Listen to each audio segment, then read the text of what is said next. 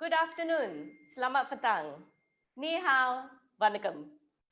Greetings to all Rotarians and welcome to the first ever virtual 85th Rotary International District Conference. Technology is so amazing that we have Rotarians from a total of 12 countries live with us. Over 400 people on Zoom and another 100 plus watching us live on Facebook. Gone are the days when number of attendees were limited. Our digital boundaries are endless. However, we cannot deny that although these current times are challenging, we all have learned to adapt and adopt to the new norm. Saying this, I hope all of you are keeping safe and healthy. Jangan kesini kesana ya. It's been a task for the organizing team to put together this virtual conference. Not only have we now become quote-unquote experts on online communication, we have learned so many new things. Kudos to the team. This virtual conference will be happening over a 2 half-day period with a spectrum of speakers, topics, Rotary Awards and recognitions, live streaming of international speakers. So let's get this conference started. I'd like to bring live to your screen the district's trainer and organizing chairman of this 85th District Conference, past Governor Siti. Siti, the screen is yours.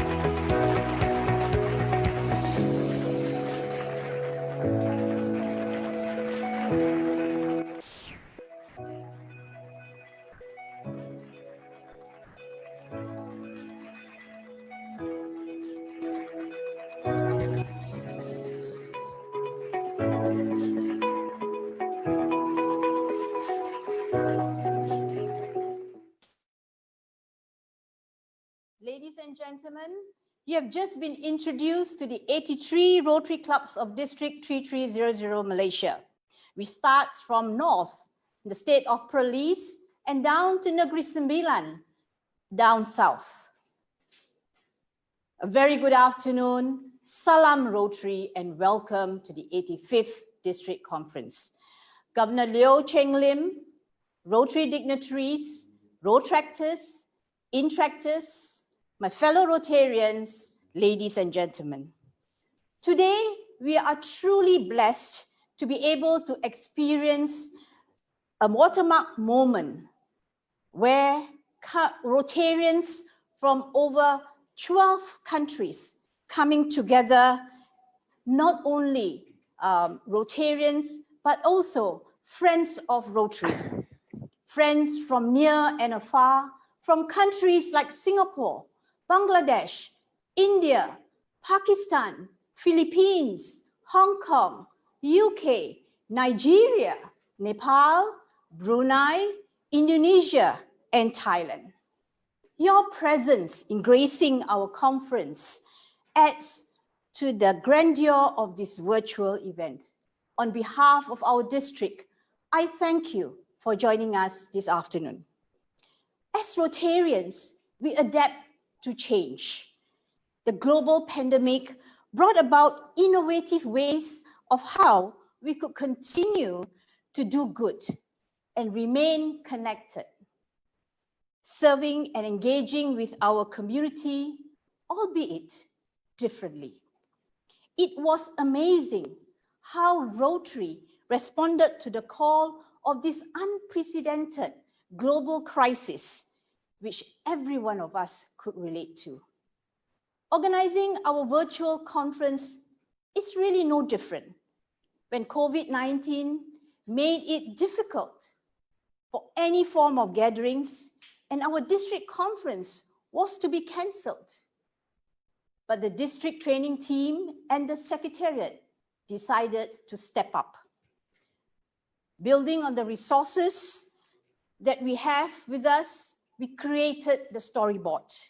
You would not believe what we went through behind the scenes. It was mind-boggling.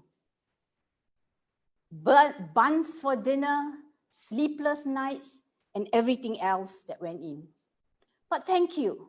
Thank you, everyone who had been part of this historical moment of us. I must, however, mention a group of special people, wonderful Rotarians who actually made this even more memorable for us. I call them the Green Team. We have the Mr. No Problem. Anything will do, and that's our District General Secretary, Rotarian Lim Po Hu from the Rotary Club of Puchong Centennial. Our ever-smiling Charter President of the Rotary Club of Kampong Baru, Rotarian Millie Zulkifli, who is also our District Public Image Chair. Perhaps Millie is the one who kept us all sane throughout this session. Our tech twins, past Assistant Governors Raj Malambaram from the Rotary Club of Subang and Nagesh Mahajan from the Rotary Club of Kuala Lumpur Diraja. Their fingers by now must be really numb. They were fiddling and fiddling and fiddling until they got it right. And finally, the man from Sintol, our very loud Deputy District Trainer, Kati Palanisamy. I cannot thank the team enough for going the extra mile to bring this event together in the next 2 days. Perhaps it is our love for Rotary and also our love for the District Governor. And speaking on the District Governor, the moment has come.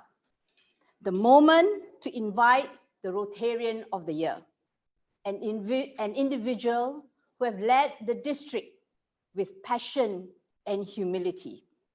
He started the year with a vision to create a dynamic district, a district with action service-oriented clubs. And despite the challenges he had for the last 4 months, he continued to motivate and inspire his club presidents and Rotarians and to ensure that they meet their goals. Without his magnanimous leadership, we all wouldn't be here today. It is my honor, Governor Lioh Cheng Lim, to now call upon you and invite you to take the center stage of this 85th District Conference. Thank you. Mr. President Mark Maloney of Rotary International, past Rotary International President K.R. Ravindran, incoming Rotary Foundation Trustee Chair, my fellow Rotarians and Rotary friends. Good afternoon. Welcome to the first virtual Rotary District 330 conference online. As most of you know, if there had not been for the COVID-19 pandemic, it would have been our Rotary International President, Mark Maloney, himself standing before you in our conference today. As for me, I can barely express my disappointment on hearing that President Mark and First Lady Gay will not be coming to our conference after all. It took great strength and courage to cancel our 85th District Conference last month in May, and many other Rotary events, as the health and safety of all is of our utmost concern. The same strength provided us the commitment to ensure Rotary continue to connect with our Rotarians and community at large, just as Rotary connects the world. Nevertheless, today, I'm filled with excitement, for we are still able to have our RI President, Mark Maloney, incoming Trustee Chair, past RI President, KR Ravindran, and other distinguished speakers with us online in this virtual conference. I must thank our district trainer, PDG Siti, Subaidah, and her dedicated team members for the many hours of hard work to deliver this two-day virtual district conference and make it a reality in such a short notice. Last but not least, my sincere appreciation to all for taking precious time off to go online for this conference. And it is your kind attendance that engages us together to connect as Rotary connects the world. I would like to share with you our year in office, me and my club president.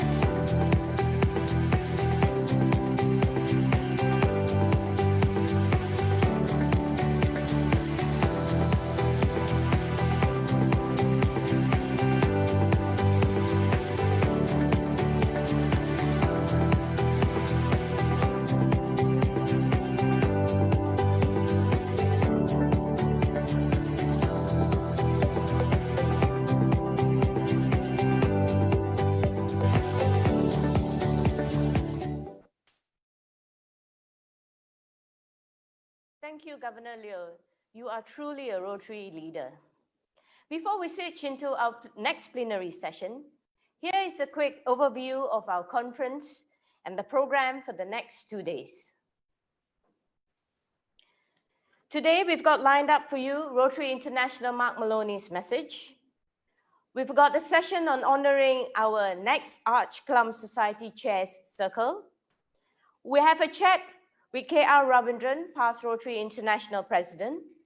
We're also having our District TRF Awards and Recognitions. We have a segment on knowing our District Governor Nominee Designate and a panel discussion called Frankly Speaking. Tomorrow, day 2, we'll have a segment on our efforts during the COVID, Rotary Malaysia's response to COVID-19. We will have a speaker, Tan Sri Jamila Mahmud, founder of Mercy Malaysia. Another session on Heroes of Malaysia. And we have the most awaited session, the District Awards and Recognition. And we will do our handover, followed by our traditional Auld Lang Syne. This is a sum up of our program for the next 2 days. So stay tuned and log on to Zoom. Don't leave us, stay right to the end. We now move to our next session. Every day, in some small way, memories of you come our way. Though absent you are, ever near, still missed, still loved and ever dear.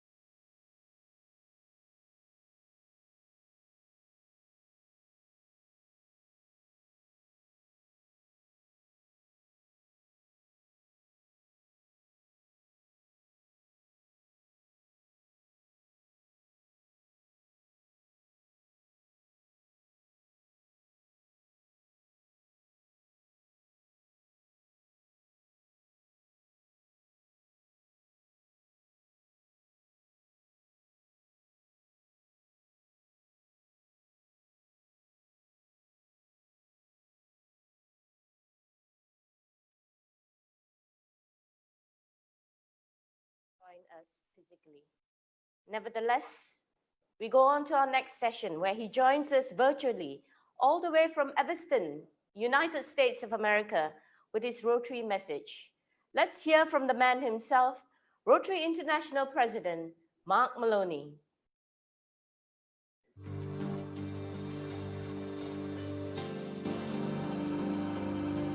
Hello, fellow Rotarians. I am Mark Maloney, the President of Rotary International for 2019-2020. I know that this is an unusual way for us to meet, but these are unusual times.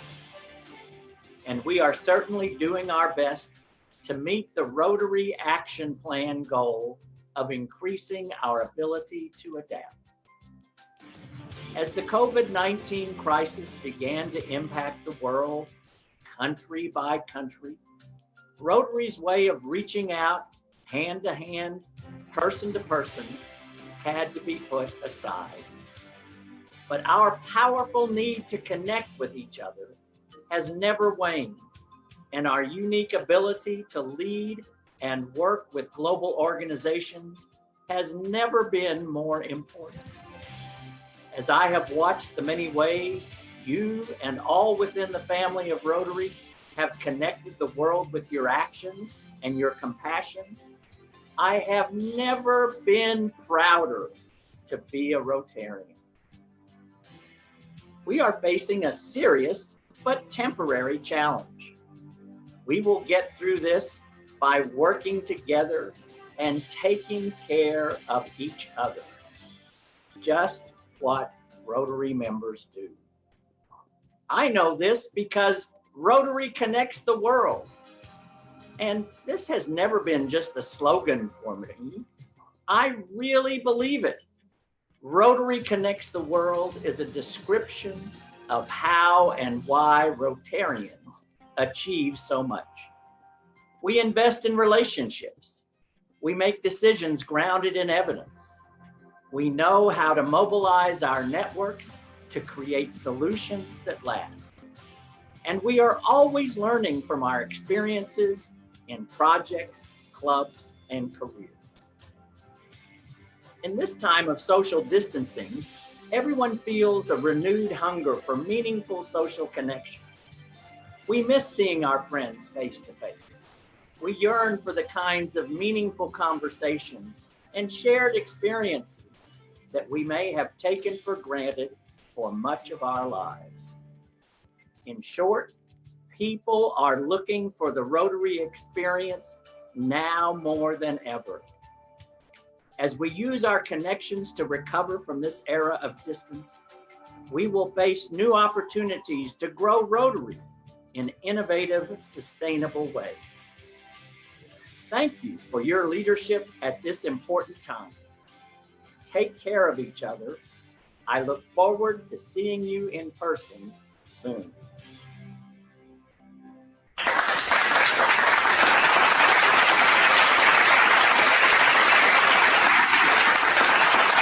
This brings us very nicely to our next session. But before we go there, we're just going to give a shout out to all of you who are in the hall. We have approximately 500 Rotarians in and out of the Zoom hall. Amazing, isn't it? And we have close to nearly 200 people on Facebook. With that, let's move on to the next session. And this session is the Rotary Foundation transforms your gifts into projects that change lives, both close to home and around the world. As all the Rotarians know, the Rotary Foundation is the bedrock of Rotary. Thank you, PP Sam, for your kind introduction. Indeed, the Rotary Foundation is not only the bedrock of Rotary, it is the service arm of Rotary. Governor Lioh, Rotary dignitaries, Rotary friends, and friends and partners of Rotary.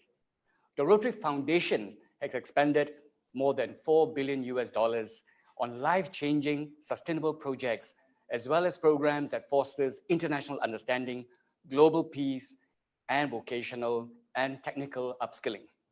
Rotarians from District 3300 have generously supported our foundation over the years, and with their continued generosity, we can together make lives better and to do good in our community and in the world.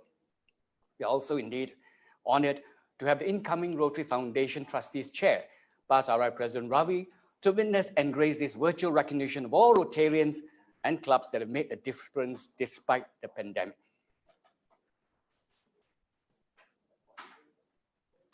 Video. Now, these are the different levels of recognition of the Rotary Foundation. It does not matter whether you're a sustaining member or an Arch Clump Society member or a Legacy Society member. What is important is your generosity in supporting the foundation. And the Arch Clump Society is named after past RI President Arch Clump, whose brainchild 103 years ago transformed USD $26.50 into one of the best endowed and well-managed philanthropic foundations. Rotarians whom donate at least $250,000 are inducted into the exclusive Arch Clump Society. And in our district, past Governor Dato Jimmy Lim and Datin Brenda was recognized as the first Arch Clump Society trustee circle from our district, and we are extremely delighted to add to the roll of honor our district's second Arch Clump Society member in our district's first couple, District Governor Liu Cheng Lim and First Lady Bi Hong.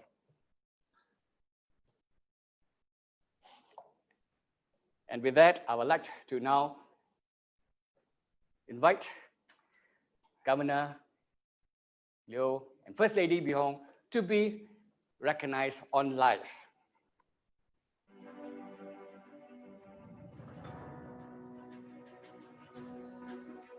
Undeniably that in trying times like these, the needs and priorities of us as human beings have changed. Many are forced into circumstances not asked for. The need to be financially secure becomes somewhat more important than usual. But as Rotarians, the need to continue giving and the need to continue changing lives doesn't change. The Rotary Foundation survives because Rotarians like Liu Cheng Lim believe that giving can only make lives better. more so in these challenging times. His contribution to the Rotary Foundation is admirable and must surely be recognized. The amount of 2 million ringgit is truly something to applaud, and his generosity and humble intentions to give deserves a standing ovation. Dedicated to doing service in Rotary since 1993, driven by his vocation as a radiographer and his love for doing good. A philanthropist, now a Rotary Arch Klumph Society Chair Circle, an example of a true Rotarian, Lioh Cheng.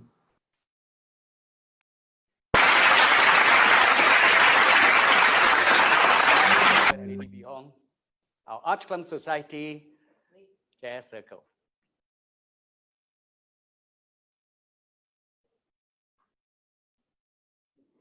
Congratulations, Governor Lioh and First Lady Bee Hong. You have no doubt made us proud. Our next section takes us all the way to Colombo. A chat with Ravi. Can I invite past Governor Dr. Arasu to introduce Rotary International past President Ravi? Good afternoon, District Governor Lioh, District Trainer Siti, our special guest this afternoon, past Rotary International President Ravindran, and past governors who are with us today, and my Rotary friends. It's a difficult decision to actually take up this challenge of introducing a very well-known Rotarian by the name of Ravindran. Ravindran is a level 4 major donor to the Rotary Foundation. He joined Rotary at the age of 21. He's a third generation Rotarian. His father and grandfather were Rotarians of the Rotary Club of Colombo. He served as District Governor, Trustee, Director, and Rotary International committees. Then he went on to chair some of the international committees as well. He was an international training leader, and he was instrumental in the New Vision Plan, and also he initiated and started the strategic plan of Rotary International as well. So he had actually played a key role in many of our Rotary work. He's the CEO of Primcare International, specializing in packaging and printing. And his company is a public listed company, and he serves more than 70% of the world's tea industry. His company has won many international awards, both in Sri Lanka as well as internationally. And not only that, he has also done a lot to the service of the people of Sri Lanka. He was the founding president of the Anti-Narcotics Association of Sri Lanka. And from there, he moved on to take the challenge of rebuilding the schools in Sri Lanka. Basically, that was his pet project, in which he calls it the reawakening of schools. 25 such modern schools were built around the island. And today, they're well used or utilized by 15,000 children. The cost of this mega project came to about $12 million US. Now he raised it both locally and internationally, and it's serving the people well. Then he went on further to set up a state-of-the-art laboratory in Sri Lanka recently for the COVID virus pandemic. And it's not only addressing the virus issues, it's also addressing any issues related to virus or any diseases in particular. Now, what Ravi is well known is he negotiated a peace treaty with the militants of Sri Lanka, where the wars in Sri Lanka had stopped, where he requested the war to stop, working with the UNICEF and the Sri Lankan government. And after he had done that, the polio team could go in and immunize the children of the world. And Sri Lanka was the first country in South Asia to be polio free. Now, going on to the, his many other contributions is, he has chaired many institutes, he has participated in many international awakening programs, and he was awarded the TRF Meritorious Service Award, the Distinguished Service Award, and the Service Award for the Polio-Free World. He was honored by the government of Sri Lanka on an ambassador's position, which he did not accept. He was also honored of being a governor of a province in Sri Lanka in which he did not accept as well. Now, the government of Sri Lanka instead gave him the jewel of Sri Lanka, and in his honor, a postage stamp was released in Sri Lanka. Now, there are many things. He's married to, of course, Vanati, and Vanati is a social worker. She also heads a couple of voluntary organizations. Being an economics graduate, she's able to negotiate a lot of things with the government as well. Now, my friends, they were also blessed with 2 children, a boy and a girl, and they also have 1 grandchild. That's in brief, very brief, of our great leader here, Ravindran, who will take up the chair of the Rotary Foundation from 2000 to 2001. A visionarian and a man who walks the talk. Thank you.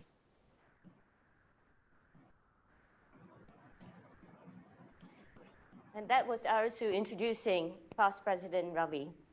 Thank you. Rotarians, let's go live now to Colombo and have a chat with Ravi. Hi, am I live now? Can you hear me? Yes? Okay. So, Arasu, thank you very much for inviting me and for that very generous introduction. You have redefined the meaning of brief, and I have to change my dictionary now because if that was a brief introduction, I'm wondering what you're going to do with me if I ask you to make a long introduction.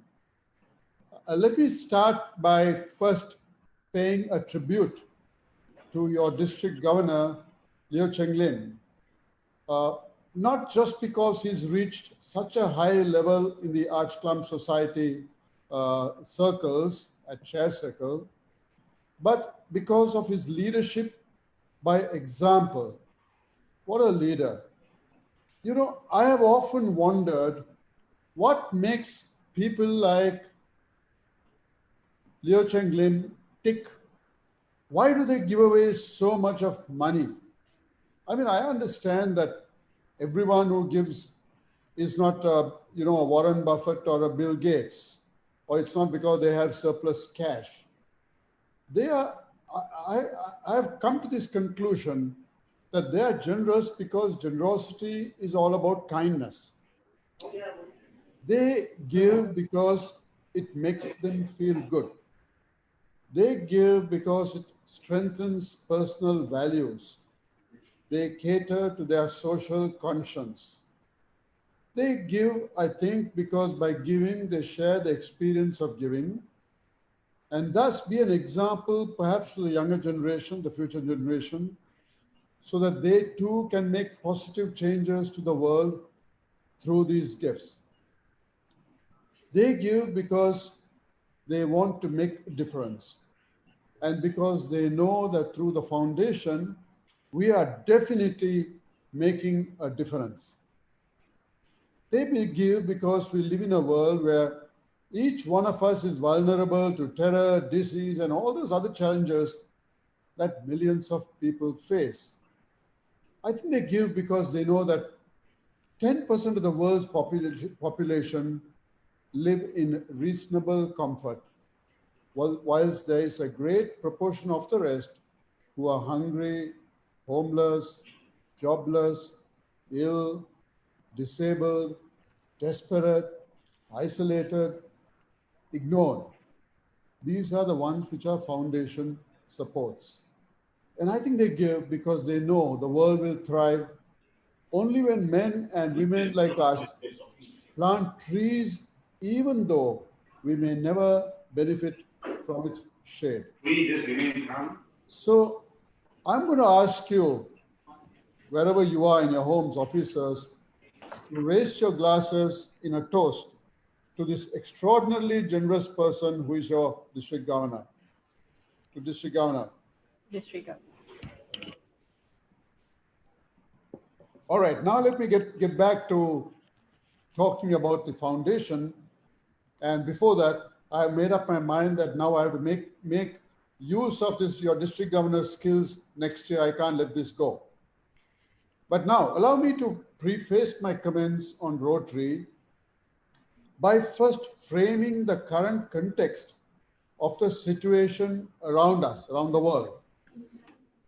We know for thousands of years a parasite with no name lived happily among horseshoe bats in southern China. It found itself a new host, human beings. From that one human being that seemed so long time ago, but in reality just maybe 4 or 5 months, today we are almost at 7.7 million positive cases around the world and nearly 430,000 deaths. For literally the whole world, the coronavirus pandemic has been a life-changing event. Even if you are untouched by the disease itself, the upheaval caused by the virus will have a profound effect on many people's livelihoods and life circumstances. Never before, except in wartime, have whole industries shut down and consumer demand dropped so far, so fast. We can see how badly the hospitality industry, including hotels and restaurants, the entertainment industry, the sports and fitness areas, construction, airline, travel, automotive, apparel, retail, are all suffering. And they're going to suffer for some time. We know we're going to see a surge of bankruptcies, some big names going down. On April 20th, for instance, oil became less than worthless. The American benchmark plummeted to minus $40 a barrel. Can you imagine? The oil producers had to pay someone for taking the oil they produce. I don't have to tell you, because analysts warn that your own country may lose some 31 billion ringgit in revenue this year due to the low price of crude. Now, according to the ILO, 1.6 billion people around the world employed in the informal economy, or nearly half the world's global workforce, could see their livelihoods destroyed. Of course, there are exceptions. I mean, a Bloomberg report I read recently shows that home entertainment like Netflix is booming. Online retail like Amazon, retail giants like Walmart, virtual communications like Zoom, they're all going through the roof. But there is no question that in general, this virus has disrupted modern society on a scale that today's generation has never seen. And now it's abundantly clear that the world cannot fully emerge from its current status until a vaccine is found. At this time, there are nearly 115 vaccine candidates in varying stages of development, with some already entering clinical trials. Moderna, the Massachusetts biotech company, did its phase 1 clinical trials involving 45 healthy men and women. University of Oxford and AstraZeneca are reportedly on track with advanced human studies. Another vaccine. The US has put in $1.2 billion into AstraZeneca's vaccine development. They've also backed Johnson & Johnson, Moderna, and France's Sanofi. Merck, the US drug giant, is developing 2 vaccines, and one of them is a tablet, which is their background of creating something for Ebola. I would say they're well on way. Then you have President Xi Jinping's government, who throws the full might of the Chinese state behind his own vaccine developers. So I guess we need to wait for these vaccines to be produced affordably in billions of doses, and then it needs to be distributed world over, and that will require an unprecedented global effort. We just need to wait patiently. But of this, there is little doubt. The world is going to be very different over the next 12 months or maybe 18 months. The new normal will be an ill, more cautious, less cheerful, and a poorer world. It will be at once a mask-wearing culture and more data sharing, but more individualistic, as people and families strive to protect themselves from the outside world. Now, why am I telling you all this? I'm telling you all this because Rotary is a microcosm of the world. Thus, it cannot be any different. The problems the world faces, Rotary is also going to face. Clubs are not meeting, we know that. The lockdown has literally put out all clubs' physical meetings out of action. But we have managed to get around it to a large extent with this concept of Zoom meetings. Zoom, like Google, has become, it's become part of our lexicon, our language. Membership and contributions in the normal course could suffer, should suffer. But having said that, I must tell you that Rotarians are very unusual. At the most difficult times, they seem to thrive. Let me take you back the last time we had a major pandemic like this. In 1919, almost 100 years ago, when the Spanish flu hit us just after World War I, the Spanish flu, as you know, affected 500 million people and killed between 50 and 80 million people. The membership of Rotary actually went up by 19%. In 1921, after the World War I, when we had this major recession, the membership of Rotary actually increased by 26%. In 1957, after the Asian flu, the membership of Rotary went up by 3%. In 2009, after the swine flu, membership did not increase, but annual giving went up by 20%. So you can see we go against the tide. And I won't be surprised at all if you will see a similar trend after this catastrophe that affected us.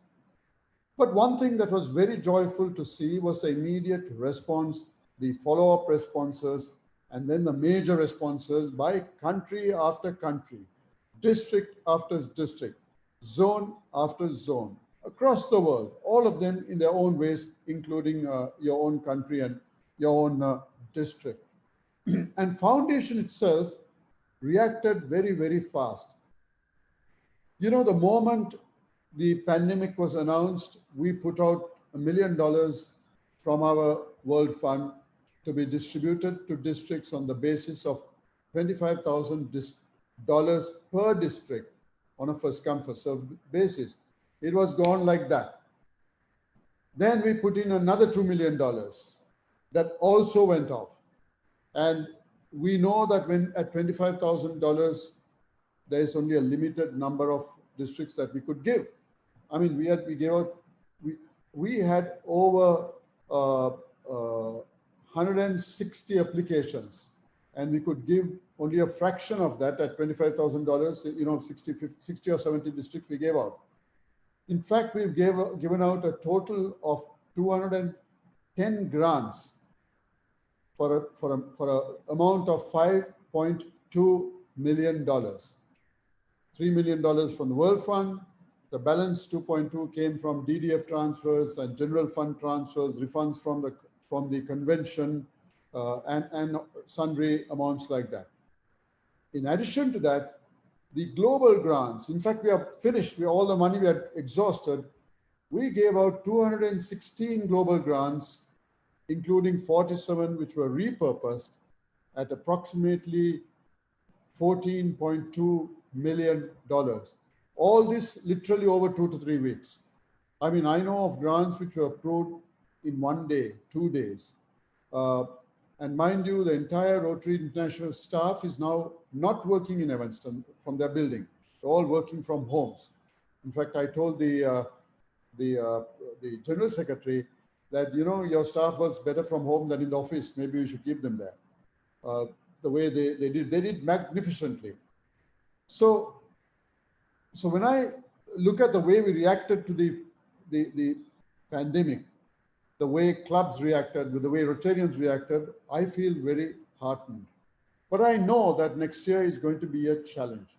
I mean, as the incoming chair of our foundation, I have a very onerous responsibility of steering our foundation, perhaps at the most challenging of times. Sometimes I even worry, am I the best person to serve in a situation like this? Do they not deserve someone better than me? I have been asking how we can make our foundation more relevant to the immediate needs and requirements. How do we strengthen the World Fund in these times so that we don't have to take actions like removing the cash match? How we can be better attuned to today's dramatically changed environment?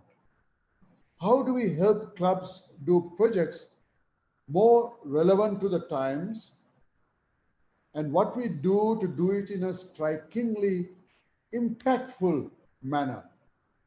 How do we find external partners who will fund our projects? How do we reach out to clubs in Europe and the US, clubs who have lost many members to the virus, physically lost, dead to the virus? How can we play a significant role in the distribution of COVID-19 vaccines when they become available? When I told you they will become available, can we play a role? After all, we are better equipped than anyone else on earth to do so, thanks to our polio efforts. How do we make sure that we raise money for polio and be able to take advantage of the Gates match which still stays? If you don't raise money, we lose that money also. So we need to find the money.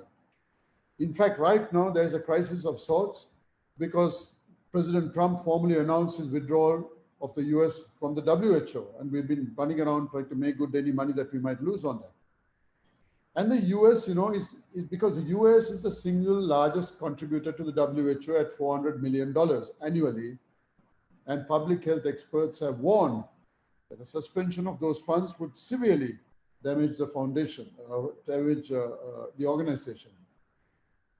I must tell you, though, that although our polio immunization activities are in a sort of a pause mode at the moment, the polio infrastructure Rotary helped build is being used to help prevent the spread of COVID-19 by supporting preparedness and response activities in many countries, just as we did in the past to respond to outbreaks of Ebola, yellow fever, and the avian flu. In many places like Nigeria, Afghanistan, and Pakistan, polio staff are the ones tracing contacts and testing for COVID-19. But you need to understand that it's not still business as usual. It's the same business that we always do, reaching out to people in distress. But our methodology by which we do needs to change.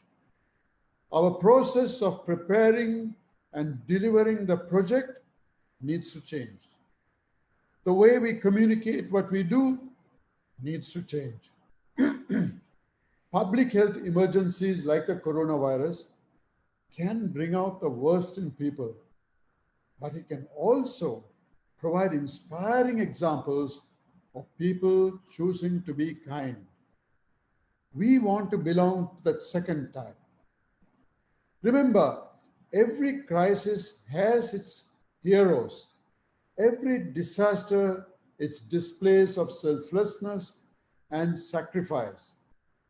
Every catastrophe brings forth its share of people who demonstrate compassion, courage, consideration, and love. Firefighters race into burning buildings. Police officers place themselves in the line of fire. Soldiers march into war. And now, amidst this pandemic, healthcare workers, doctors, nurses, support staff, ambulance drivers, hospital technicians, they all risk becoming infected themselves. They all risk infecting their own families. They're all making extraordinary sacrifices to care for the rest of us. And I hope Rotary clubs like yours and others will lavishly bestow on them the recognition and rewards they so richly deserve. You see, situations like this also reveals the most unlikely heroes even in Rotary. That's because there lies in each Rotarian, like your district governor, a passion that only needs to be awakened. There are the types of Rotarians who have the vision to see what others cannot. The problem, the potential, the promise, and the purpose. All of your ideas may not work, but your passion that you bring to bear will have a tremendous impact. I'm trying to explain to you what I mean by passion. You know, back home in my country, two of my closest Rotary friends, Abbas and Ajay, were, along with me over a drink, talking of a situation in our country of children with mental health issues. 20% of children in Sri Lanka were affected by disabilities. 1 in 93 have been diagnosed as autistic. As in other developing countries, cerebral palsy affects something like 2 to 5% of our children. In a situation like this, we could only shrug our shoulders and criticize the government for not doing anything about it. But our passion got the better of us. We could visualize a properly equipped center to treat children with such disabilities. So the right people were spoken to, and they became partners to the project. The University of Colombo made available the land, 13 or 14 acres. The Sri Lankan army built the premises in under 18 months with 2 major cash infusions of $1 million from my 2 companies, the companies of my friends Abbas and Ajay. I must tell you, Abbas and Ajay are lousy Rotarians. They never come from the meetings. Once in a way, they get a letter saying they're going to get sacked. But we need Rotarians like that as well. Just coming to meetings alone is not everything. Rotarians made available equipment with Rotary Foundation global grants totaling about $350,000. Building and equipping was easy.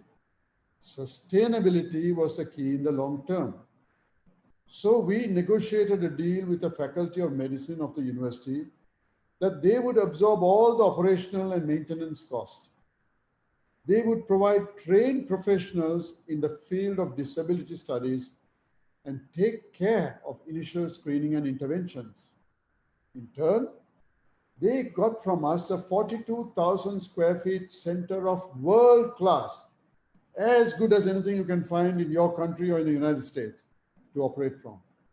The center already has registered outdoor patients from around the country, numbering almost 5,000. All of them provided with services free of charge. It's a remarkable project, the type of projects that the new programs of scale, which we launch next year, could deal with.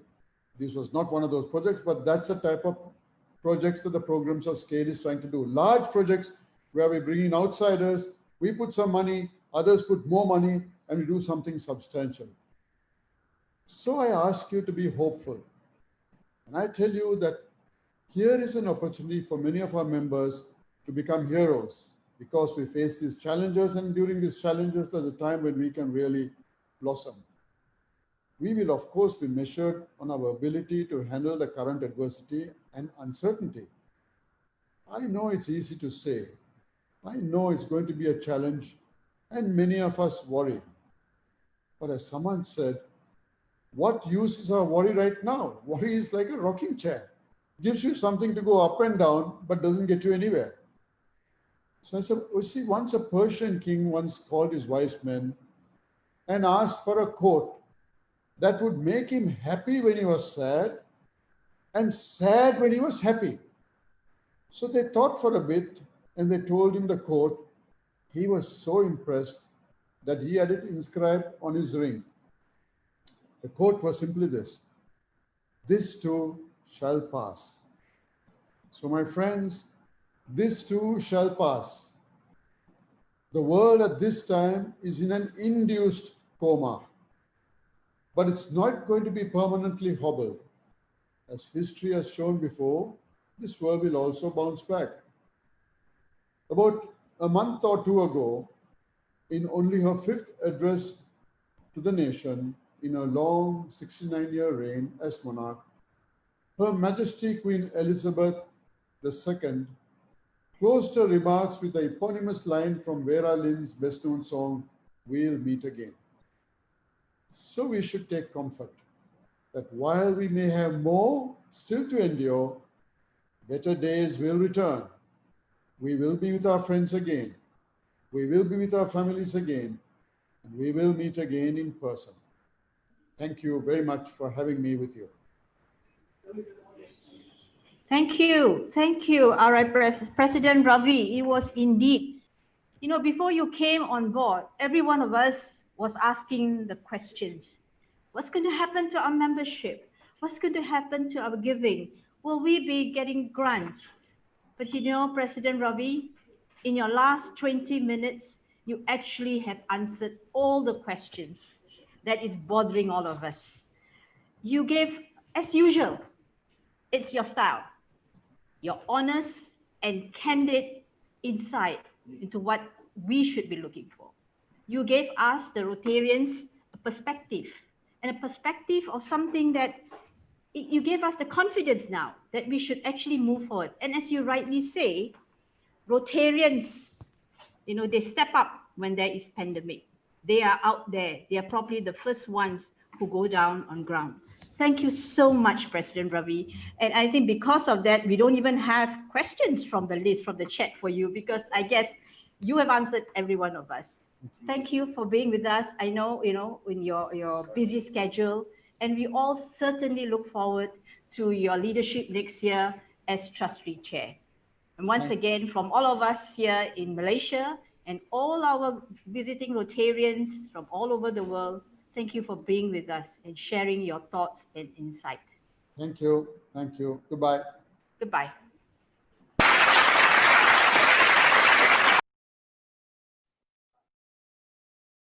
Good evening, fellow Rotarians. One of the principal tools that Rotary has is the Rotary Foundation. This is an organization within Rotary to which Rotarians and others contribute to yearly. The foundation began in 1917 with an initial contribution of $26.50. The RI president then, Klumph, suggested it to be channeled to the people and the world. Today, thanks to all of you, it has grown to over $1 billion. I would like to call our past Governor Leslie, the chairman of the Rotary Foundation Committee, to do the recognition of the clubs and individuals who have contributed towards the District Foundation. Over to you, Governor Leslie. Thank you, PP Puni. Good afternoon once again, ladies and gentlemen. We shall now resume the recognition of clubs and Rotarians who have generously supported the Rotary Foundation. How I wish we could be on stage with you all to shake your hands, present you the pins and certificates. But until normalcy returns, we shall not be able to do that. But at least you'll go down on record as been recognized virtually. This is the first and probably the only occasion when you'll be recognized virtually for all your generosity. Let us start with the recognition of the clubs. The top 3 total giving clubs. First of all is Governor's Home Club. Rotary Club of Tampin has got $715,615, right, at top of the list. Thank you very much to Governor Lioh for being an AKS chair circle. So immediately Tampin is holding the record, right, record amount. And then we have Rotary Club of Kuala Lumpur City Centre, which has generously contributed $29,913. And third, we have Rotary Club of Damansara with $27,975. And next, we have the top 3 annual giving clubs. Top of the list, once again, is Governor's Home Club, Rotary Club of Tampin with $204,000. And we have Rotary Club of Damansara, $27,975. And then we have Rotary Club of Bandar Sungai Petani, USD $5,815. Right? And now we have the top 3 annual per capita giving clubs. Once again, Governor's Home Club, Rotary Club of Tampin with $9,714.29, followed by Rotary Club of Damansara, $874.22, and the Rotary Club of Bandar Sungai Petani with $306.05. And then we have the next is the top 3 Polio Plus clubs, top 3 giving clubs. First of all, Rotary Club of Bandar Sungai Petani with USD $3,669. And then we have Rotary Club of Tampin, $3,265, and followed very closely, all 3 of them are bunched up, Rotary Club Bandar Utama with $3,000 Now we have the clubs that have contributed a minimum of $1,000 for the Polio Plus campaign. Top of the list, Rotary Club of Ampang with 2,000. And then you have 4 other clubs that contributed at least $1,000. Rotary Club of Bangsa, Bukit Angkasa, Cheras, and Gombak. Now we have we still have another 4 more clubs, which is PJ, Sentul, Telok Intan, Temelong. All right, so a total of 9 clubs. And the top 3 endowment giving clubs, top of the list, once again, is Governor's Home Club, Rotary Club of Tampin, with just slightly more than $500,000. It's $501,000. And we have Rotary Club of Kuala Lumpur City Centre with $25,000, and the Rotary Club of Gombak and the Rotary Club Metro Kuala Lumpur, both with 1,000. And now we have the 100% Paul Harris Fellow Clubs. There are 2 clubs, Bandar Sungai Petani and Sri Petaling. And we have the Rotary Foundation Sustaining Member Clubs. Now we have 4 clubs, Rotary Club of Kuala Kangsar, Rotary Club of Tampin, Rotary Club of Tanjung Bunga, Rotary Club of Temelong. Now we have a long list of clubs for the EREY clubs. And this year, we're very happy. They have so many clubs that have come forward to support the program in being every Rotarian every year, in which the per capita must be $1,000 and every member must have contributed at least 25 USD. In alphabetical order, you can see from the screen, Ampang, Bandar Sungai Petani, Bandar Utama, Bangsa, Bukit Angkasa, Cheras, Damansara, Central Damansara, Gombak, Indra Makota, Kelana Jaya, Klang, Kuala Pilah, Sri Petaling. Next, please.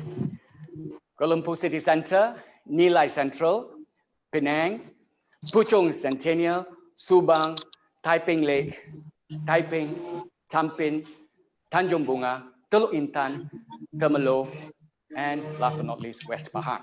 So these are all the clubs, the 26 clubs they have supported in terms of EREY. Thank you so much to all the clubs in supporting the Rotary Foundation this Rotary year. And now we go on to recognize the major donors for this Rotary year. We have recognized the District First Couple as the AKS Chair Circle. And now for the major donor level 2, we have Past President Edward Khoo and Kim Chin from the Rotary Club of Kuala Lumpur City Centre. Next, we have President Mahendran Perumal and Indrani, Rotary Club of Sri Petaling, and he has responded immediately after a Zoom meeting with Governor. He was so taken by the inspirational contribution of Governor, he decided to top up. So it was only 2 nights ago that Mahendran is now a level 2 major donor. So well done. Now we recognize the level 1 major donors. We have Past President Dr. Chandapal Kaur from Rotary Club of Telok Intan. And we have Past President Max Michipetula and Anna from the Rotary Club of Seramban. And we have from the Rotary Club of Alosta, Rotarian Dr. Ravindran Palanibelu and Saraswati Krishna. Next, I'd like to recognize Past President Francois Sigrist and Karen from Rotary Club of Penang.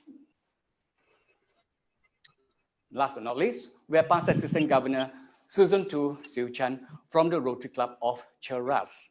We actually have one more major donor who decided that he does not want to be recognized officially, but thank you all the same. And let me recognize our major donor level 4, Rotarian Tangkaraju Mutusami, who has topped up his contribution by another $25,000 US. Thank you to all the very generous contributors and the clubs. Congratulations, and we hope next year we'll have a physical in-house recognition that we can be on stage with all of you. Now I'd like to hand my mic back to PAG Puni. Thank you so much. Thank you, Governor Leslie. Rotary leadership, as you all know, changes yearly. To introduce your governor for the year 2022 and 2023, can we have our District Governor, Lioh, back on stage, please?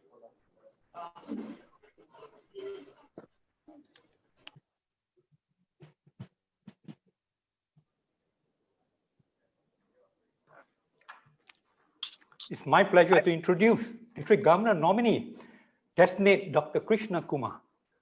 DGND Dr. Krishna Kumar graduated in 1979 with an MBBS degree from University of Mysore. He retired in 2008 after serving almost 29 years with the Ministry of Health. The last 15 years as Hospital Director at Hospital Kudat, Kuala Kangsar, and Teluk Intan. Dr. Krishna joined Rotary in 2003 as Charter President of Rotary Club of Kuala Kangsar, is currently a member of Rotary Club of Malawati. He has held numerous positions at club and district level, including as Assistant Governor, District General Secretary, Group Study Exchange Team, Member of District Secretariat 5 terms, District Governor Special Representative 2 new clubs, and Member of Rules and Procedures Committee 2 terms, Ballot Committee 2 terms, and Credential Committee. Dr. Krishna is passionate about youth programs and has been a member of the District International Youth Exchange Committee 5 terms, including 2 terms as chairman, alumni chairman 2 terms, and Raila chair. He is married to an active Rotarian, past Assistant Governor Pushpa Krishna, and they are blessed with 2 beautiful children and a grandson called Jack. My fellow Rotarians, it's my honor and pleasure to introduce and present you District Governor Nominee for 2020-21, Dr. Krishna Kumar of Rotary Club of Malawati. My Rotary friends, this has been a dream I have long nurtured, a dream that has now become a reality, a surreal moment that I will always cherish. Yes, I accept the position of District Governor of Rotary District 3300 for Rotary year 22-23 with humility and a promise to do my best. To take up this mantle, I needed the undivided support of my beloved spouse. Thank you, Pushpa, for being here for me, not only as my wife, but also as a fellow Rotarian. I offer my gratitude to all members of my club, Rotary Club of Malawati, for supporting me to realize my dream. And I thank my previous clubs, Rotary Clubs of Kuala Kangsar, Teluk Intan, and Titi Wangsa, for providing me with the experience, and all Rotarians in our district for giving me the opportunity to serve as your governor. And a special thanks to my mentor when I was Charter President, past President Patricia Vaithalingam, who is here with us from the UK, where she now resides. Thank you, Patricia.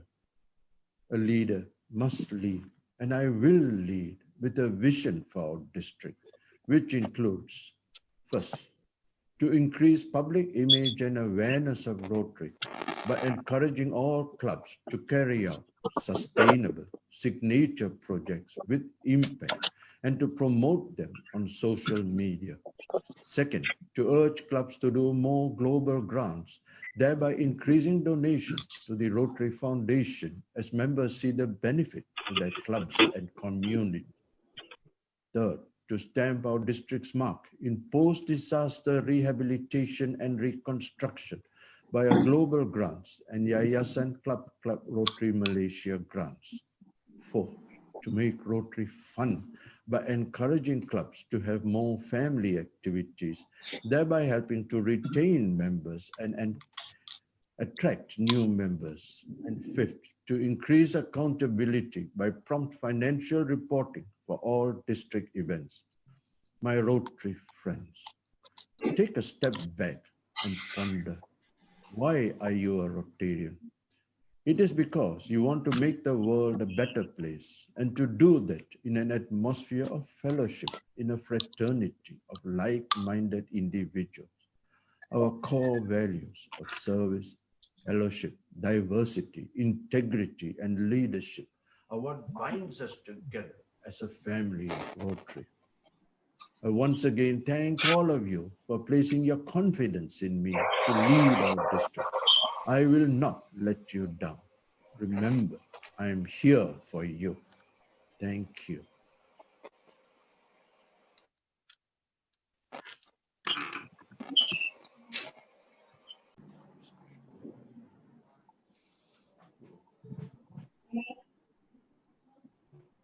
Congratulations, Dr. Krishna and Pushpa. The next is Frankly Speaking, a panel discussion with the future leaders of our district. It is my pleasure to introduce the person who need no introduction. Over to you, Dato Dr. Siva. Thank you, Puni, and good evening, my dear Rotary brothers and sisters. You know, in the last district conference, I had the pleasure of speaking to you on the Rotary revolution. And now, beyond all of our controls, the revolution is here in the form of COVID-19. This evening, I have the pleasure of hosting this Frankly Speaking session on the topic, the way forward. Please forward your questions to us so that you can have your say during this session. You know, in Hamlet, William Shakespeare wrote, "To be or not to be, that is the question. Whether it is nobler in the mind to suffer the slings and arrows of outrageous fortune or to bear arms against a sea of troubles and by opposing them, end them." Today, the pall of COVID-19 has fallen over the entire world. And now, more than ever in District 3300, we have to decide whether we have the courage to go forward and realize the vision in the Rotary Strategic Plan and the mission of the Rotary Strategic Plan. So today, joining me will be our very own Rotary District 3300 heroes who will be leading us over the next 3 years. Let me introduce them to you. Firstly, I have the pleasure of welcoming our incoming District Governor, Teoh Kwan Swee, a banker by profession. So he's certainly somebody we all can bank on in the coming year.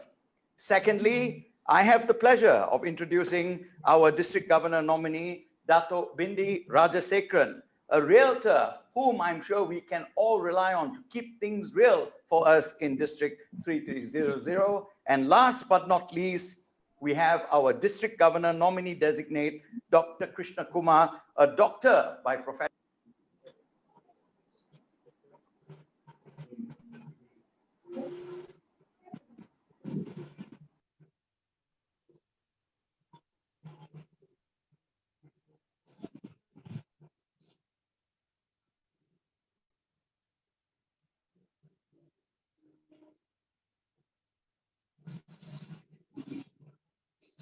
The first things that we must aspire towards doing is creating clubs. So, incoming Governor Teoh, how do you think clubs can take upon their role in creating a greater impact in their communities? Thank you, Dato Siva. Now, looking at where we are, in fact, there's a lot of things the clubs can do to create impact. Yeah, firstly, I think we have to think big, think bold to grow Rotary in our district. Yeah, we have to reach out to know the untapped places. Yeah, our presence is not felt in the most part of the country. We have to be inclusive in getting members, reaching out to the young, old, ladies, men, and the young professionals, the people with different cultural backgrounds, especially Chinese speaking and Malay community. Yeah, and of course, we must learn to adjust and adapt to the fast changing world. Yeah, use technology as the enabler of change.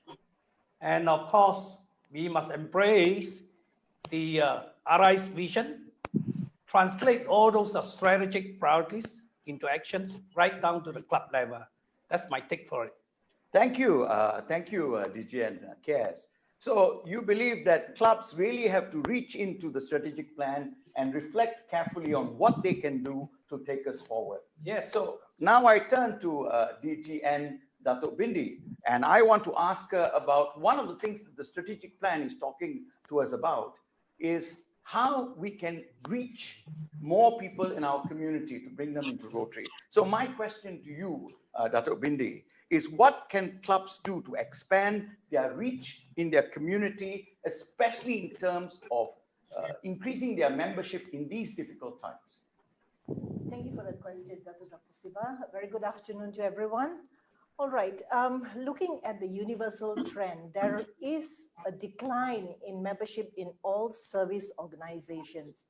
But the situation in Rotary is a bit unique. We don't seem to be able to cross the 1.2 million mark. And I'm sure all the clubs will be asking themselves, how do we attract and engage new and active members? And for this, I believe they must ask themselves a further 3 questions: the what, the who, and the how. The what refers to the values. What are the values that your club offers?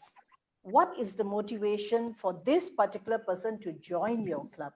Those days when you and I joined Rotary, the reasons we joined Rotary was because we wanted to give back to humanity, do services to society, fellowship, and listen to all these excellent speakers. Those values still stay strong today, but people want more. Those days, 24 hours was enough. These days, 24 hours is just not enough. So if you expect someone to come to your club and spend 1.5 hours at your regular meeting, they are looking for value for their time spent in Rotary. So clubs must ensure they have value that they can give back in terms of providing networking, business networking, international networking, or bigger, bolder, better projects. Now we go on to who is the ideal Rotarian.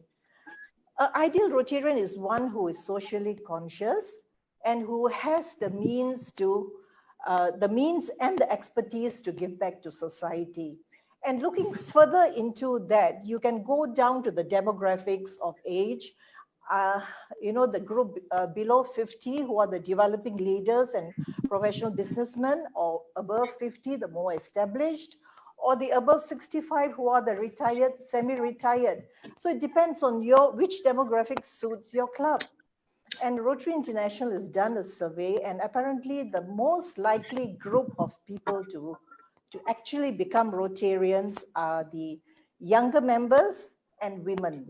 And lastly, looking at what, who, and how to attract members to the club.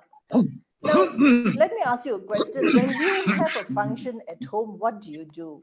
You spruce up your home, you create the ambience, you have food, drinks, and why do you do this? So that your guests, when they come, they feel very comfortable and welcome in your home. So the same principle applies in clubs. Your club, you must get your house in order in terms of succession plan in leadership, in terms of your administration, in terms of the programs you offer, leadership programs, mentoring programs, and so on and so forth. So these are the things that are attracted to others to come and join, the values that you have to come and join. And let me end by just talking a little bit on retention. Now, I sometimes wonder why we spend so much of time and effort looking at recruiting when we should be diverting some of that effort towards retention. Because if we nip the attrition in Rotary, growth will naturally come. Thank you so much. Thank you, Dato Bindi. I think you've made some very interesting points. I certainly accept the view that, we should spruce out our homes before we invite people to our house. But then I think more importantly that when people come to our house and they see a very nice, comfortable environment, we shouldn't allow it to be dilapidated soon after that. That means we must always deliver on what we promise. And if our club stands for certain things, we must make sure that that promise is kept. We shouldn't advertise a Mercedes-Benz and sell them a jalopy. I think that's very important. Yeah. Moving on to our District Governor Nominee Designate, Dr. Krishna. Okay. One of the things that they talk about in the Rotary strategic plan is the need for us to engage our communities and our members, perhaps, right? My question to you is, how do you think clubs can better engage the Rotarians, more importantly in terms of younger Rotarians and specifically road tractors? Your thoughts, please. Thank you, Siva, for that question. Now, what do you mean by engagement? Engagement means getting your members so involved and excited about your clubs that you're always thinking about your clubs every day and wanting to be a member.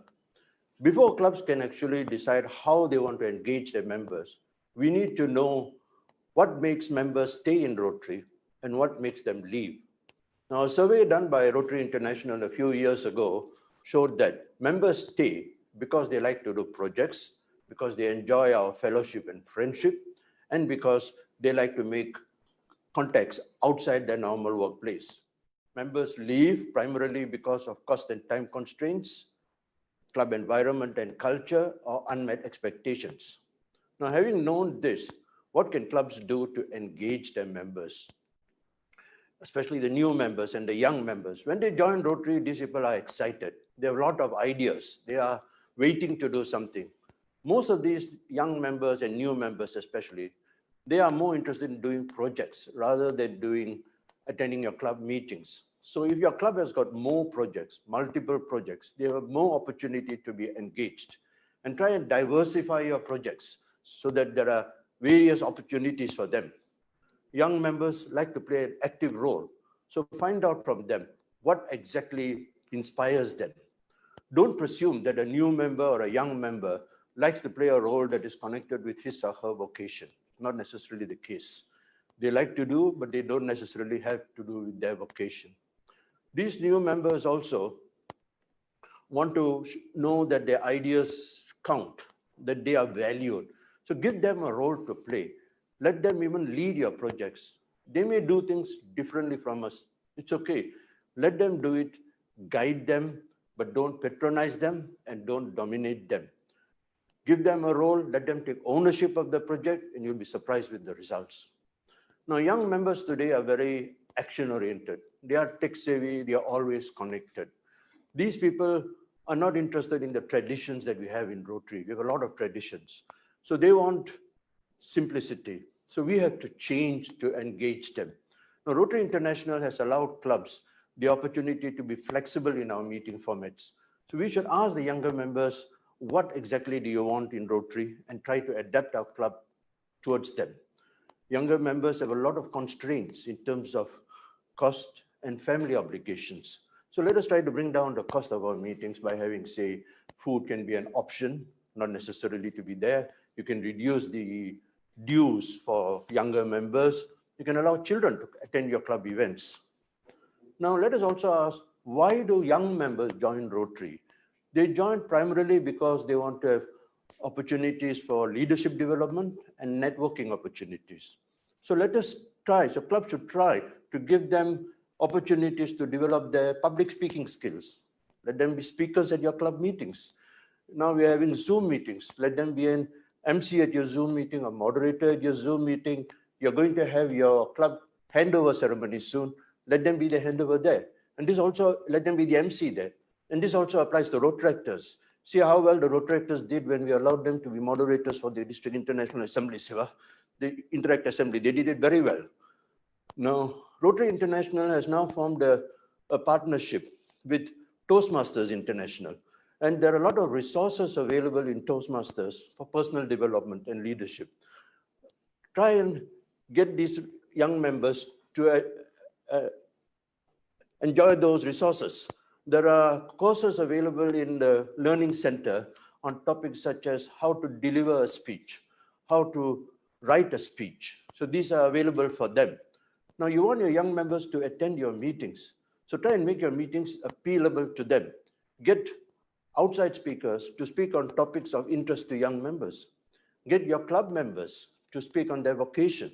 So therefore they can use their vocation to help these people in their career advancement. And let your new members also speak about their vocation. Rotaract is now a membership type of Rotary. So we can use all these things that I've said just now to also engage our Rotaractors. And we can further, clubs can use district grants to help our Rotaract clubs, projects for Rotaract clubs. And we can help the Rotaract clubs to be a partner in our global grants. My friends, 12% of all people, members who leave Rotary normally do so within the first year of membership. Why? Because they're not engaged. So when you induct a member, he becomes a member of your club. When you engage him, that's when he becomes a true Rotarian. Thank you, sir. Thank you, Krishna. I think that those are some very valuable insights that you shared with us. But I have a follow-up question for you, right? one of the things we always say is that we want to attract younger members and we should give them roles to play and so forth. But in many clubs, there is no paradigm shift. What would you say to older Rotarians like us, those of us who have been in the organization for 20, 30 years? What would you say to people like us in relation to how more receptive we should be to younger Rotarians? I think we older people should take a step back. We have been doing things in a certain way. The young people today, they are connected. They have a different perspective of doing things. So let us take a step back, be brave enough to take a step back, give them a chance, and let's see how they do. If they go on the wrong track, then we can guide them and advise them, but don't, as I said, don't dominate them, don't patronize them. Let them try. Don't be judgmental. Don't be open.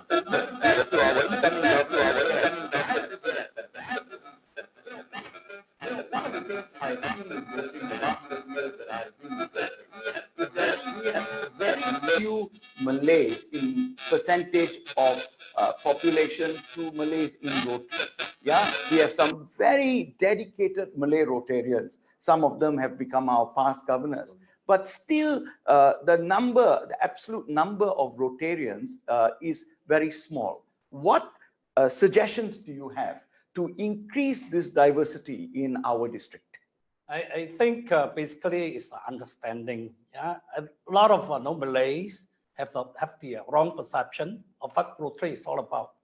We have not done enough. Definitely, we have not done enough to create awareness, to provide some kind of education to the Malays. But I'm not talking about everyone. A lot of the so-called young Malay professionals, they are looking at Rotary. They want to be connected. They want to look for business opportunities. They aspire to be, leaders going forward.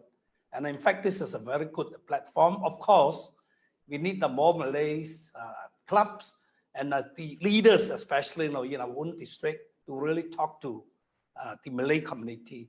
Yeah, we are looking at the educated, the elite, and not everyone. Yeah, so we must be very focused. We must be very kind of target oriented. So you are all ready to handle this new Malay dilemma in Rotary? Yes. Very good. Okay. Moving on to our DGN, Bindi. We now have a real challenge with COVID-19.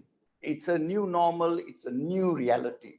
What is your suggestion for clubs as to how they can better cope with this new normal? Very often I hear Rotarians lamenting now that it's going to be very difficult to raise funds for projects. So there has to be a mind shift on revenue diversification and also flexibility. There has to be more newer ways of raising money than the traditional ways of event-based fundraisers. We can use the digital transformation to raise money, like what the Rotaractors did recently on a sing-a-thon on Facebook. They raised quite a number, quite a bit of money. And also, I must tell you about this club in overseas that they recruited 4 or 5 youths to revitalize a lake, and that needed a lot of money. So what these youths did, they went and raised the money through crowdfunding, and they raised quite a bit of money through crowdfunding and revitalized the lake. And they were invited to the United Nations to present this project at the United Nations on not only on the project, but how they raised the money through the digital transformation of this era. Indeed. Yeah, so there has to be, if you give a Rotarian a challenge, they will turn it into an opportunity. I'm sure Rotarians are so resourceful, they will come up with great ideas. And the next point is on flexibility. We all learned it the hard way when COVID struck, and all of us became very flexible in terms of meetings and all that. So I think everyone will take it in their stride, what is best for their club in terms of flexibility and how they go about it. Sure, but surely one of the things that our clubs have to start doing is adopt this new normal, be flexible, yes, and use the available technology to keep their members engaged and to connect with their community. My fellow Rotarians, okay, we apologize for that temporary glitch. Looks like the COVID-19, not the coronavirus, but the computer virus attacked us. And in the words of RTM, siaran tergendala sebentar. Okay, but we are back and with a question from Rotarian Sanjeev from the Rotary Club of Kelana Jaya. He has put this question, and I think DGND Krishna, you would be the one to take this. He says that how many clubs, okay, or not many clubs, okay, ask their members who are below 40 years old to take on leadership positions and to run the club, okay? So what's your advice to them? I think you have to take a step back. You have to be realistic. You have to give these young people a chance. Let them try. And I'm sure they will excel and they'll probably do better than us. So try, be brave enough, take the challenge, let them do the projects. They will not fail you. They will succeed. I think that's absolutely true because, you know, I always tell people in my club this, you know, it's not a question of whether we want to let them take the chance or not. We have to, because we are not going to live forever. So there is a time limit on how long you and I can be here. And unless we pass the torch on to the younger Rotarians, okay, there is not much hope for Rotary in District 3300. That's right.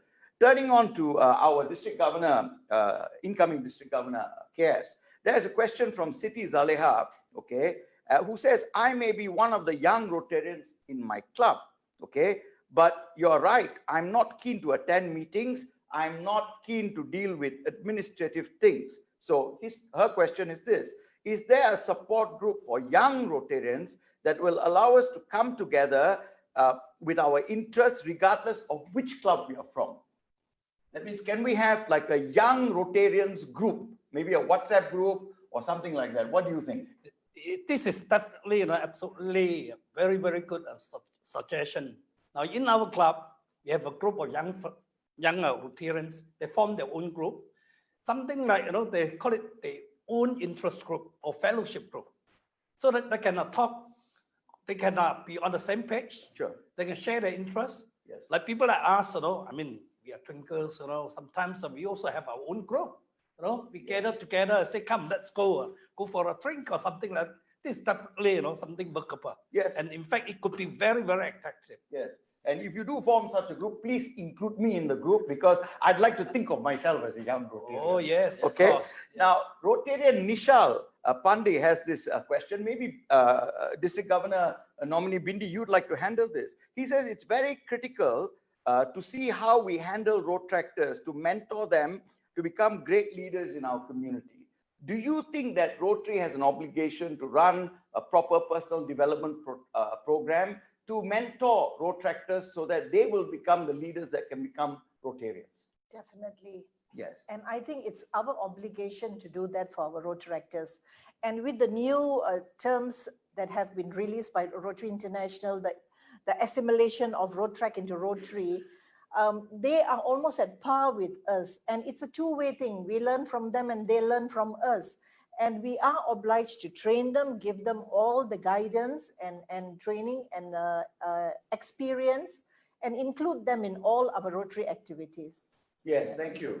This question, I think any one of you can take, but maybe DGND Krishna, you should take it because you are the third in the line of succession. All right. So the question is this: every year we seem to have a new strategic plan. Every year, and yet we don't see any results from all those targets and goals that we are setting. All right. What is, in your view, the biggest limitation we have in successfully implementing any strategic plan? And after you, I'd like incoming DG Teoh to also weigh in on this question. Yeah, please. The limitation we have had so far is that the governors have acted independently of each other without taking into effect continuity. So now we are actually looking into revamping our strategic plan to put forward a strategic plan that goes on for about 3 to 5 years. And then each governor that comes in sets forward his goals in such a way that we work towards achieving that strategic plan. And that's the way it should be. And I think with the change in mindset now in our district, I think we are going to the right direction.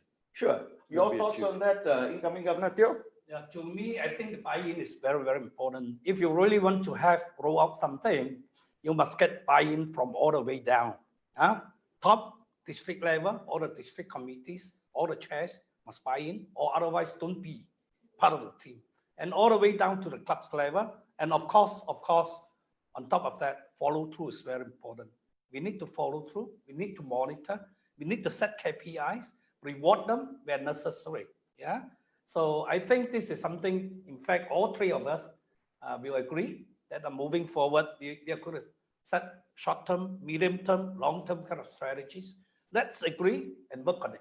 I think that all the Rotarians in our district will be enormously happy to hear that the three of you are united in this cause towards taking Rotary District 3300 forward to a better place so that we are bigger, better and bolder. I'd like to share a comment from Rotarian Simon Peter Froon. He says this, he says, frankly speaking, the comment about elite is misplaced, right? Whether we have, we always talk about the quality of Rotarians and the quantity. And he says this elitist mentality is something we should forget about. And he says that frankly speaking, technology must be improved so that the communication among Rotarians becomes better. And we need to train the younger generation to lead. You know, on that note, my friends, I would like to perhaps share with you a thought from Lao Tzu. He said, resisting change is like holding your breath. If you persist, you will die. And I think it's important that we don't take that road in District 3300.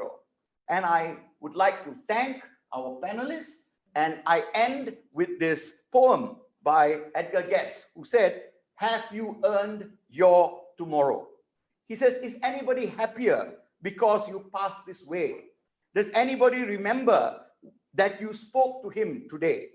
The day is almost over. It's toiling time through. Is there anyone to utter a kind word of you? Did you give a cheerful greeting to a friend who came along, or a churlish shot of howdy and then vanish in the throng? Were you selfish, pure and simple as you rushed along the way, or is someone mighty grateful that he saw you today and that you helped a single brother of the many that you passed today? Is a single heart rejoicing over what you did or said? Does a man whose hopes were fading now with courage look ahead? Did you waste the day and lose it? Was it well spent or sorely spent? Did you leave a trail of kindness or a scar of discontent? As you close your eyes in slumber, do you think that God would say, you have earned one more tomorrow by the work you did today? I hope you have a good day, and may God bless all of you for the wonderful work that you're doing. From us here, all four of us, thank you and God bless you. Thank you.